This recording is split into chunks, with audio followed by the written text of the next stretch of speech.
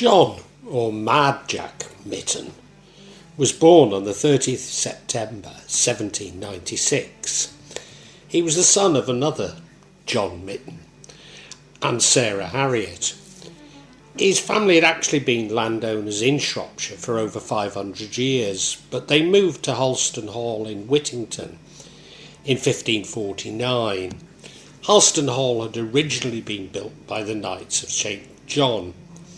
His ancestor Thomas Mytton had been a staunch supporter of Richard III. As Chief Magistrate of Shrewsbury, he barred Henry Tudor, the future Henry IV, from the town on his way to meet Richard at Bosworth in 1485. However, the general mood of the rest of the magistrates and inhabitants of the town was supportive of Henry, and after much discussion it was agreed to open the gates. Another Thomas Mytton, 1597 to 1654, was an important parliamentarian soldier in the Civil War, rising to become a major general. Mad Jack's father died when Jack was only 2 years old. Thus he inherited the family seat of Halston Hall, which was then valued at £60,000, a significant amount at the time. In addition, he received an annual income of £10,000 from rental and agricultural estates of more than 53,000 hectares at Dinas Mawddwy. John attended Westminster School, but was expelled after 1 year for fighting a master. When he went to Harrow School, but was expelled after just 3 terms. As a result, he was educated by private tutors, whom he tormented with practical jokes, including putting a horse in one tutor's bedroom. John was granted to entry to Trinity College in Cambridge, and he matriculated in January 1816 from Trinity College, although it is disputed that he ever took his place. Or maybe he did, because there are claims that he took with him 2,000 bottles of port to drink during his studies. He certainly was not awarded a degree, having found university life boring, and embarked on a grand tour instead. It is said that when he was advised that he should attend Oxford University, he said he would do so if he could read nothing but the racing calendar and the stud book.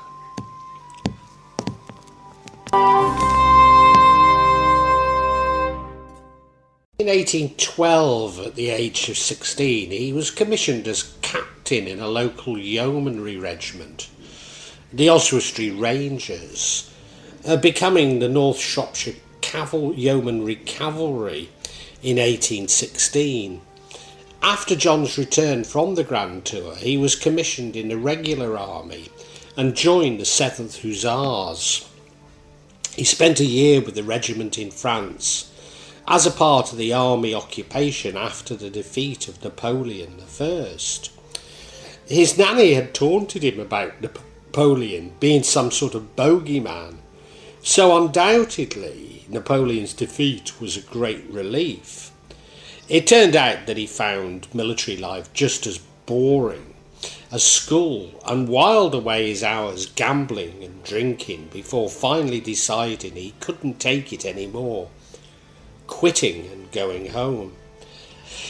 After his return to England, he rejoined the North Shropshire Yeomanry and was promoted to Major in 1822.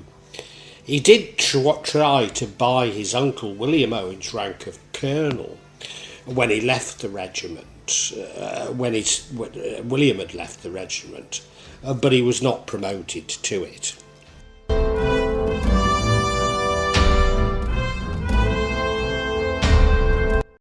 John returned to his country seat and took up duties of a squire, prior to gaining his full inheritance at the age of 21.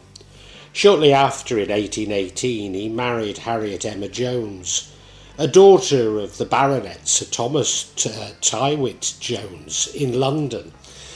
She died in Clifton, Somerset, on the 2nd of July 1820.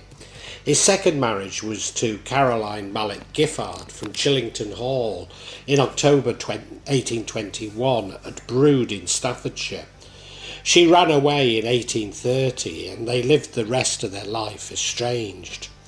His biographer Nimrod said that Mr. Mytton's conduct in marriage state is that of the great, in part indefensible, and can only be palliated by a due allowance, which must not be denied to him, for the sort of insane delirium under which he so frequently laboured. And Nimrod, however, disputes that he threw his first wife's lapdog onto the fire, or attempted to drown his first wife. It is believed that he was full of remorse when she died. He's also said to have largely ignored his 6 children, only 4 of which outlasted him. He had hunted foxes with his own pack since a very young age, from 10. Later he was master of 2 packs of foxhounds, and he kept a number of racehorses in training, up to 15 or 20 at a time. He had a wardrobe consisting of 150 pairs of hunting breeches, 700 pairs of handmade hunting boots, 1,000 hats and some 3,000 shirts. His usual winter uniform was a light jacket, thin shoes, linen trousers and silk stockings. He sometimes led his stable boys on rat hunts, each stable boy being equipped with ice skates. On one occasion he is said to have crossed over a frozen surface, stark naked in pursuit of ducks he wanted to shoot. He's said to have even continued hunting despite having broken his ribs during an accident. John kept numerous pets, including 2,000 dogs, his favourites of whom he fed on steak and champagne. He enjoyed dog fights and bred dogs for this. He was even seen having fights with bulldogs and mastiffs, and even bit them to train them up. He also kept over 60 finely costumed cats. Once he picked a fight with a Shropshire miner who disturbed his hunts, and the bare-knuckle fight lasted some 20 rounds before the miner finally gave up exhausted. His favourite horse, Baronet, lived inside Halston Hall and lay in front of the fire with John. He also held contests for the local children at Dinas Mawddwy, giving prize money to those who rolled down Mold Dinas.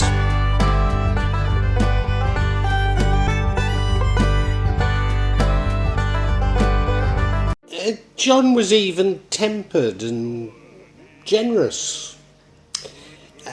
In fact, it's said that he used to secrete money around his estate. Maybe he simply lost it, but maybe it was so that the poor people could find it. He never held grudges, but wouldn't listen to advice from anybody. He had enormous strength and endurance, and did not seem to notice either cold nor pain. He probably had what we would now term hypomania, bipolar illness, without the depression. There is a story that he went mad after having been rejected by a flower girl, and this involved him stealing the Holy Grail from Whittington Castle, which is also reputedly at Hawkston Park. Also of him having deceived a witch from the mere at Ellesmere. It's true John was a prodigious drinker. He drank several bottles of port each morning to forestall the bad effects of the night before. He was also known to drink eau de cologne when nothing else was to hand. He could drink 8 bottles of port a day and topped up with brandy. He even killed one of his horses, Sportsman, by making it drink a bottle of port. One evening, out for a stroll after dinner, Mytton met a beggar on his estate. He swapped clothes with the beggar and returned to the house, where the disguised squire asked his servants for charity, only to be given a bit of dregs. When he objected, the butler and the two manservants attempted to mishandle him, but he knocked them down and they set the dogs on him. Mad Jack Mytton rode into the dinner party in his drawing room on his pet bear. He was dressed in a full hunting outfit, including spurs, with which he pricked the bear. Angered, the bear promptly and understandably turned round and bit his leg right through. Apparently, he bought the bear along with a monkey from a passing zoo. He also put this bear in bed with Georgie Underhill, a drunken horse dealer, and two bulldogs. Guests leaving his dinner parties were often ambushed on the Oswestry Road, which of course was historically had been the site of many highwaymen, including Mad Kynaston. Mad Jack disguised himself as a highwayman, complete with blazing pistols. It's said that, not content with terrifying his guests, when the parson and doctor took to their heels, Mad Jack chased them all the way to Oswestry. He's said to have driven his carriage at high speed whilst trying out a new horse in tandem, that is, one horse in front of another, which does require great skill. Mytton asked a horse dealer if he thought the horse was a good timber jumper, a requisite for horses in a hunt across the country. The bemused dealer didn't know. Then we'll try him, said Mytton, and making the unfortunate horse jump a turnpike gate while still attached, leaving the second horse and a demolished vehicle on the far side of the gate. On another occasion, he asked a passenger whether he'd ever been in an overturned carriage. When the man said no, he promptly drove the carriage up a sloping bank at full speed, tipping himself and the passenger out. He bought a horse named Euphrates, which he entered at the Gold Cup at Lichfield in 1825, which it won. Mytton also became a well-known character at Oswestry Racecourse. In 1826, while staying at the Bedford Hotel in Leamington Spa, as a result of a wager, Mytton is said to have ridden his horse, Mad Tom, up the grand staircase of the hotel into the first floor dining room, and then to have jumped over the table and the assemblers' diners, and then jumped through an open window into the parade below. Needless to say, such shenanigans, drinking, gambling met with great disapproval amongst the local residents of Leamington Spa, and those who were trying to attract to Leamington wealthy families whose primary motivation was a sober and quiet environment. Followers of the occult will be aware that Leamington Spa was the birthplace of Aleister Crowley.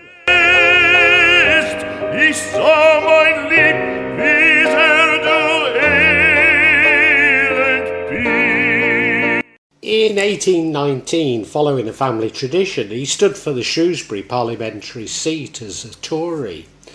He secured his seat by spending £10,000 in offering voters £10 notes. What a refreshing change to today, where MPs expect constituents and their companies to pay them.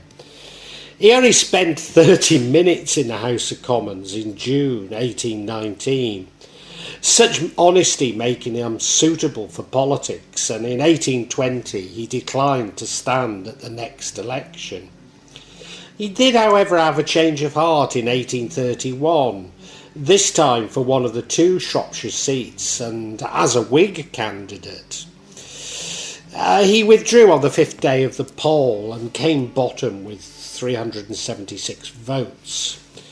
He also served as the High Sheriff of Merioneth from 1821 to 22, High Sheriff of Shropshire from 1823 to 24, and Mayor of Oswestry for 1824 and 25, and as Treasurer of the Salop Infirmary at Shrewsbury in 1822.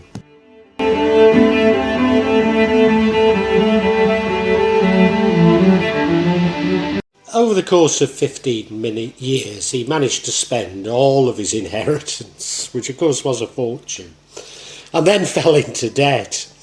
In 1821, he sold his estate at Dinas Mawddwy to John Bird and fled to Calais to avoid his creditors. He met an attractive 20-year-old woman named Susan on Westminster Bridge and offered £500 a year to be his companion. She accompanied him to France and stayed with him. During his stay in Calais, he tried to cure his hiccups by setting his shirt on fire. "Damn this hiccup," said Mad Jack as he stood undressed on the floor, apparently in the act of getting into bed. "But I'll frighten it away." So he seized a lighted candle, applied it to the tail of his shirt, and it being cotton, he was instantly enveloped in flames. A fellow guest and Mytton servants beat out the flames. "The hiccup is gone, by God," said he, and reeled naked into bed.